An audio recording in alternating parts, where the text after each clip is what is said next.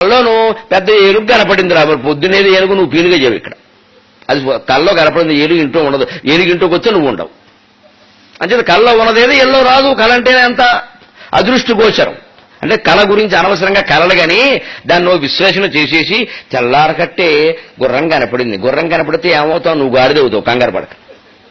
దీనికో పెద్ద శాస్త్రం, దానికో స్వప్న శాస్త్రం పుట్టించారు. మీకు అనుమానాలు వచ్చిన కొద్దీ మా పండితులు శాస్త్రాలు పుట్టిస్తారు, నన్ను మండించండి. నిజంగా లేవు అవన్నీ. పుట్టుమచ్చలకు ఓ శాస్త్రం. ఎంత దరిద్రమండి జాతికి. శరీర నిర్మాణం తల్లి కడుపులో జరుగుతూ ఉంటే అక్కడక్కడ నల్లటి చుక్కలు వచ్చొస్తాయి పుట్టుమచ్చలు. నన్ను నమ్మండి దయచేసి. పుట్టుమచ్చలకి జీవితానికి ఏం సంబంధం లేదు. శకునానికి జీవితానికి సంబంధం లేదు. అనవసరంగా వితంతువుల్ని కొంతమందిని అవమానిస్తున్నారు. చాలా తప్పమ్మా, పాపం అది. వితంతువు ఎదురు రాగానే దిక్కుమాలని ఎదురొచ్చాయి. ఆవిడేమో భర్తను చంపేసింది, నాకు అర్థం కాదు. భర్త పోయి ఆవిడ బాధపడుతుంది. ఆవిడ కనపడితే తిడతావా? ఎదురు రాకూడదు. నువ్వు వస్తే పెద్ద ఎదురు, నీ ఎదురు గొప్ప. వాడెవడో ఎదురు రావడానికి మన జీవితానికి సంబంధం ఏంటండి? This is not Hinduism. అపూర్వమైన ఉపనిషత్ తత్వం అంతా వదిలేసి పుట్టుమచ్చల్ని, బల్లిపాటుని, ఈ శకునాల్ని, వీటినాన్ని మనం పట్టుకుని నడిచింది. కళలు నిజమవుతాయా? తెల్లారకట్ట ఏదో పంది వస్తుంది, నంది వస్తుంది, ఏమొచ్చినా ఏం కాదు, నువ్వు లేముంది ఇక్కడి నుంచి. అసలు కళ గురించి విశ్లేషణ చేయడమే తప్పు, ఆలోచించడమే తప్పు. కళ అంటే ఒక మాయ. ఇంకా నీకు ఎప్పటికైనా అద్వైతం, శంకరాచార్య సిద్ధాంతం అర్థమైతే నీ జీవితం కూడా కళే. అది గ్రహించుకో. దాన్ని విశ్లేషణ చేయడమే అనవసరం. దాని గురించి ఆలోచించడం మళ్ళీ స్వప్నములు, ఫలితములు, గంటల పంచాంగం. బల్లిపాటు అని ఉంటుంది గంటల పంచాంగంలో. అదోసారి నన్ను అవధానంలో అడిగారు, ఏమంటే బల్లిపాటు మీరు నమ్ముతారని. నమ్ముతానన్న. మరి ఏం చేద్దాం? ఈ కండో వేసుకున్నాక నమ్మాలి, లేకపోతే ఈయనకి నాస్తికుడు అంటారు, అదో పేరు పెడతారు. అంటే వాడు అడిగారు సరదాకి, ఏమంటే బల్లి శిరస్సు మీద పడితే మృత్యు అంటారు, తొడ మీద పడితే భోగం అంటారు, అవన్నీ నిజమా అన్నారు. నిజమే అన్న సరదాకి. మనం ఏమంటాం వాడికి తెలిస్తే కదా. నిజమే అన్న. ఎలా నిజం అవుతారు? నిజమే.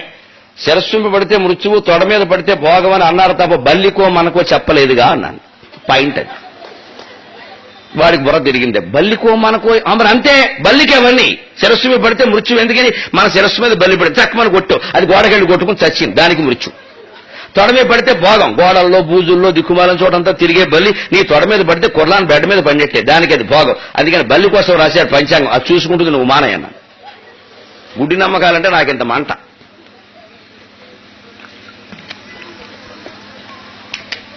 మీలో భయాలు పెరిగిన కొద్దీ కొత్త టీవీలు, కొత్త జబ్బులు అంటిస్తున్నాయి. నన్ను మన్నించండి. ఈ మాయలో పడకండి. ఎండు మిరపకాయల హోమాలు, దిక్కుమాల భం ఛూమ్ ఠిమ్ అని మంత్రాలు టీవీలో చెప్పేయడం, 2 లక్షలు చేసేయమండం, లేదా మా ఇంటికి వచ్చి పర్సనల్ ఫోన్ నెంబర్కి ఫోన్ చేయి. పర్సనల్ ఫోన్ అంటే 10,000 అని అర్థం. ఇక నువ్వేదో కష్టం చెబుతావు, నీకు 10,000 వేస్తాడు పెనాల్టీ. నువ్వు చేయలేవు, చెప్పండి నేనే చేస్తా అంటాడు. అసలు ఆ మనిషిని చూడండి మీరు. వాడు భూతంలా, ప్రేతంలా, పిశాచంలా ఉంటాడు. మనిషి బిడిసికొట్టిన ఉపాసన చేసిన వాడు ఎలా ఉంటాడో అలా ఉంటాడు. అస్థి పంజరంలో వాడు మంత్రాలు చెబుతాడు. నాకేం మొహమాటం లేదని మాట్లాడడానికి. లోకాలను ఎంత భ్రష్టు చేయాలో అంత భ్రష్టు చేస్తున్నారు ఈ కండువాగాళ్ళి. మీరు పుస్తకాలు చదవండి, మీరు నేర్చుకోండి. పండితులకు ప్రత్యేకమైన రౌడీకి ప్రత్యేకమైన ధైర్యం ఉండదు. మన భయమే వాడి ధైర్యం. అలాగే మాకు కూడా ప్రత్యేకమైన జ్ఞానం ఉండదు. మీ అజ్ఞానమే మా జ్ఞానం. మీకేదో తెలియదు అనుకుంటారు కాబట్టి మేము చెబుతున్నాం అంతే. ఇవన్నీ వేసుకుని ఇక్కడ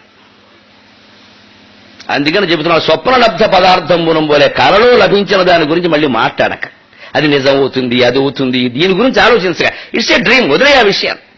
అదో భ్రమ. అలా ఉంది. ఇంకా చివరి మాట చెబుతున్నాం. నర్తనశాల యొక్క